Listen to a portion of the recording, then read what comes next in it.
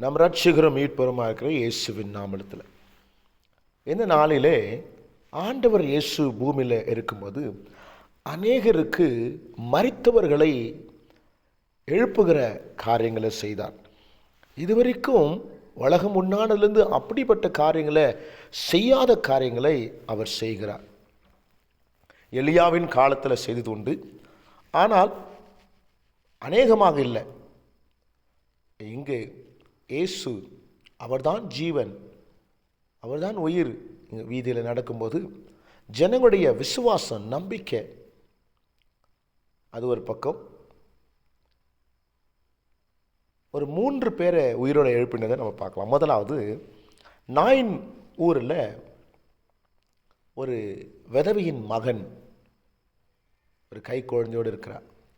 அந்த வாலிபன் மரித்து போனான்.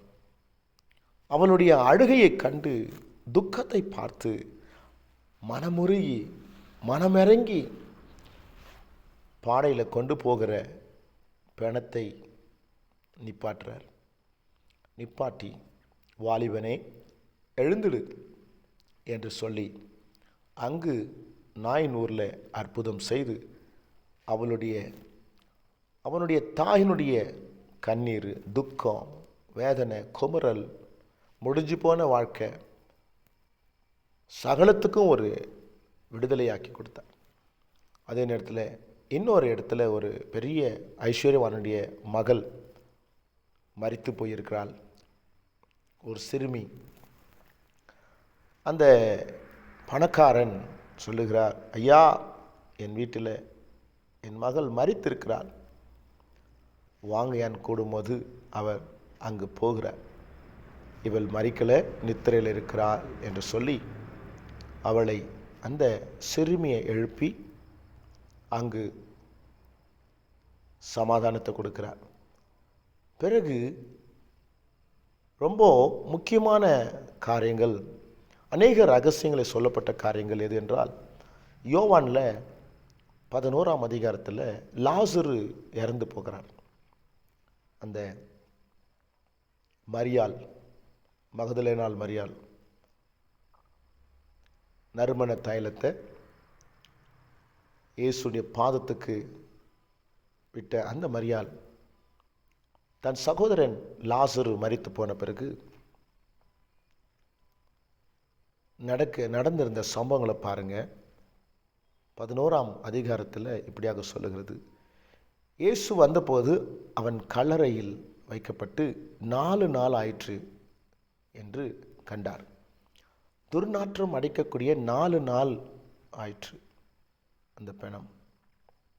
ஆனால் யூதருடைய கலாச்சாரம், அந்த அடக்க ஆராதனைக்கு பேஸ்ட்டை போட்டு வைத்திருப்பாங்க. ஆனாலும் அவங்க நாருமே என்று சொல்லுகிறார்கள்.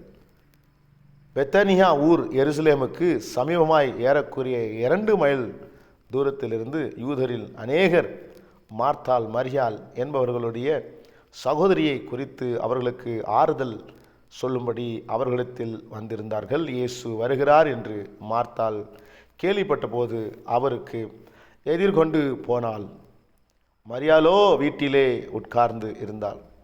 மார்த்தாள் இயேசுவிடத்தில் வந்து, ஆண்டவரே, நீர் இங்கே இருந்தீரானால் என் சகோதரன் மரித்திருக்க மாட்டான். இப்பொழுது நீர் தேவனிடத்தில் கேட்டுக்கொள்வது எதுவோ அதை தேவன் உமக்கு தந்தருளுவார் என்று அறிந்திருக்கிறேன் என்றார். இயேசு அவளை நோக்கி, உன் சகோதரன் உயிர் தெழுந்திருப்பான் என்றார். அதற்கு மார்த்தாள், மரித்தோரில் நடக்கும் கடைசி நாளிலே அவனும் உயிரோடு இருப்பான் என்ற ரகசியங்களை சுவிசேஷமாக அந்த ஊர் முழுசுமாக சொல்லப்பட்டிருக்கிறது. இல்லை என்றால் இந்த விஷயத்தை அவர் சொல்லியிருக்க மாட்டார். இன்றைய பிள்ளைகளே, கடைசி நாட்களில் உயிரோடு எழுந்து கொள்வான் என்று எனக்கு தெரியும், நான் அறிந்திருக்கிறேன் என்றாள்.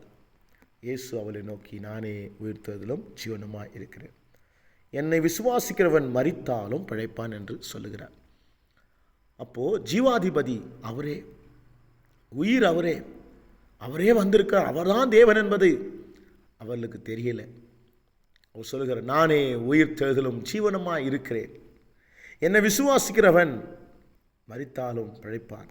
உயிரோடு இருந்து என்னை விசுவாசிக்கிறவன் எவனும் என்றென்றுக்கும் அறியாமல் இருப்பான். இதை விசுவாசிக்கிறாயா என்றார். ஒரு கேள்விக்குறி நமக்கு இன்றைக்கு. யார் ஒருவர் இயேசுவை சொந்த இரட்சகராக ஏற்றுக்கொண்டு விசுவாசிக்கிறீர்களோ அவர்களுக்கு நித்திய ஜீவன் உண்டு, மரணம் இல்லை, ஒரு உயிர்த்தெழுதல் உண்டு. என் தேவ பிள்ளைகளே,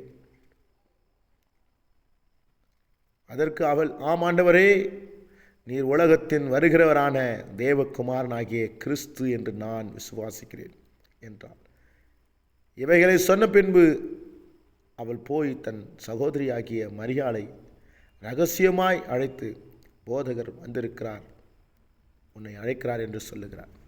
இந்த பிள்ளைகளே, இப்படியாக நடந்து கொள்ளும்போது லாசருடைய கல்லடத்தில் போய்